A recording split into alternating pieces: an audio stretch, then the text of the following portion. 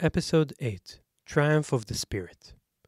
Every year, Tel Aviv's streets transform into a celebration of human sportsmanship and city pride as tens of thousands of runners participate in the Tel Aviv Marathon. Well, some of the locals view this event as conformist, and yet the 2025 edition saw over 45,000 participants, so there's got to be something to it. Creating a moving rainbow of athletic wear against the backdrop of Tel Aviv's distinctive urban skyline and sparkling Mediterranean coast, participants flooded the city streets in the early morning hours of the last day of February. The mayor gave a brief speech and then officially launched the Tel Aviv Marathon with a gun being fired. The palm trees along the promenade, if only they could speak, would probably be baffled with the wave of people running by. Picture this: Ben Gurion Boulevard at the city center, blocked for through traffic. The roads fill with runners attempting their personal best. Nearby coffee places start to fill up with Tel Avivians, those who prefer to take things more slowly, so it seems. Professional athletes, mostly from Africa, have already passed by, as the local running clubs and first-time marathoners steadily continue their run. It's an interesting mix of leisure and sports happening and not happening at the same place at the same time. The first Tel Aviv Marathon in 1934 featured just 7 runners departing from Bialik Street near the original City Hall, with the first mayor, Meir Dizengoff, serving as the official starter. Back then, the route took participants through agricultural fields in what has since become the southern suburbs of today's Greater Tel Aviv metropolitan area. Runners sustained themselves with sugar cubes, biscuits, and juice, while friends followed on bicycles offering encouragement. The city saw several more marathons along the years, but none matured into a yearly event. The city marathon in its current form started in 2009, Tel Aviv's centennial year, and the event takes place every year since then on the last Friday of February, when temperatures are ideal for a long run. Today's marathon has become a world-class event attracting participants from all around the globe. Its route showcases the city's most iconic sites, such as the Tel Aviv Port, the Seaside Promenade, Dizengoff Street, Ben Gurion Boulevard leading to Rabin Square, and Rothschild Boulevard stretching from Habima Square. What was unique in the 2025 edition of the Tel Aviv Marathon is that, along with the usual marathon and half marathon, there was a special Triumph of the Spirit race dedicated for the men and women who served and who are serving in the Israeli Defense Forces. Some of the runners who are injured on duty went through a prolonged period of recovery and came back in full force to run in an inspiring display of human resilience. I was thinking about this as I noticed city officials taking off the posters along Rothschild Boulevard, the posters which notified the drivers not to park there the night before the marathon. Now that the event was over, I guess the eager to park drivers sighed with relief. In comparison to the sheer grit that the Triumph of the Spirit race runners possess, pushing your foot against the pedal to make a car move seemed to me as such a mild effort, milder than ever. My name is Tomer Shlush, and I've been guiding tours in Tel Aviv since 2008. I started out of fascination with my family history. The Shlush family was one of the founding families of Tel Aviv. My ancestors built this city, and I'm telling its story.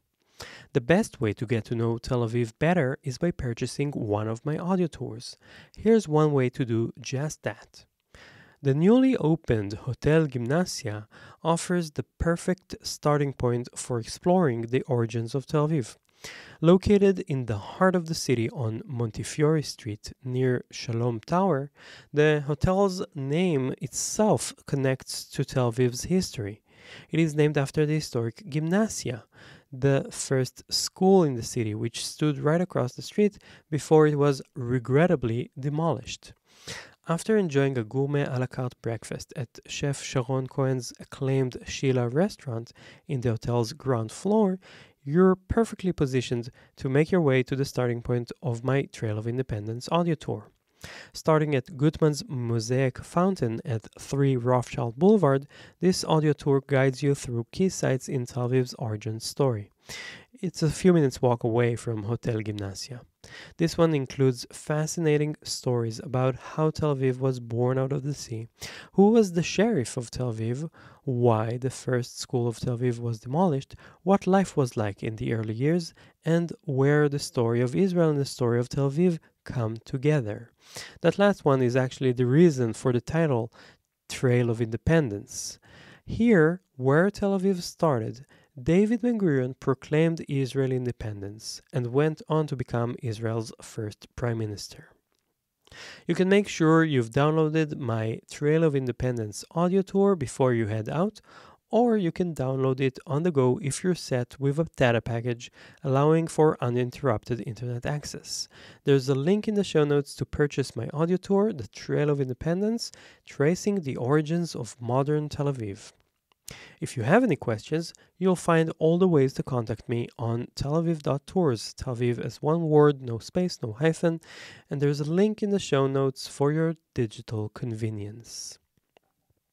For visitors inspired by both the marathon's spirit of endurance and Tel Aviv's innovative energy, it's worth noting that the city's entrepreneurial character dates back to its very founding. In fact, Tel Aviv itself was essentially a startup, with its first mayor, Meir Dizengoff, serving as its visionary CEO, sort of. Born in Tsarist Russia in 1861, Dizengoff embodied the pioneering spirit that still defines Tel Aviv today. After being imprisoned for plotting against the Russian Tsar, upon his release, he traveled to Paris, where he studied chemistry. Eventually, he came to the land of Israel and attempted to establish a glass bottle factory, a venture aimed at serving the Jewish wine industry's need for bottles. Like many entrepreneurs, Dizengoff's first business failed miserably. But as any Tel Aviv startup founder will tell you today, failure is often the first step towards success. After relocating to Jaffa, Dizengoff joined the founders of what would become Tel Aviv, the first Jewish city in modern times. Elected first as head of the Tel Aviv Committee and later as mayor, he guided the city's development for nearly 20 years. He commissioned city planner Sir Patrick Geddes to design the urban layout, developed essential infrastructure, established the local economy, and planted the seeds of Tel Aviv's education system. Some more of his achievements include developing the promenade along the beach and establishing the Tel Aviv port, while he and his wife Tzina began an art collection that would form the foundation of the Tel Aviv Museum of Art, initially housed in their own living room on Rothschild Boulevard. True to the characteristic Israeli chutzpah that defines today's entrepreneurs, Dizengoff wasn't shy about ensuring his legacy. He named a major street in the city center after himself and personally cut the ribbon at its dedication in the 1930s. Today, it's virtually impossible to visit Tel Aviv without encountering Dizengoff's name, or at least walking down the famous street named after him. This entrepreneurial foundation has evolved into what we now call the startup city. With the highest concentration of startups per capita in the world after Silicon Valley, Tel Aviv has earned its place on the global tech map. Walk into any coffee place on Dizengoff Street, and you're likely to overhear conversation about seed rounds, co-founder matchmaking, and scaling strategies. The city hosts over 2,000 startups, numerous accelerators and innovation hubs, many of them clustered along Rothschild Boulevard, the same street where Dizengoff once lived.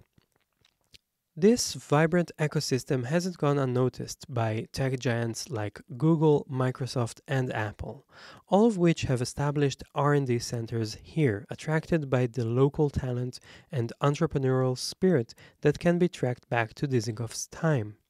Multinational companies have also acquired numerous Israeli tech companies, with deals in recent years reaching billions of dollars.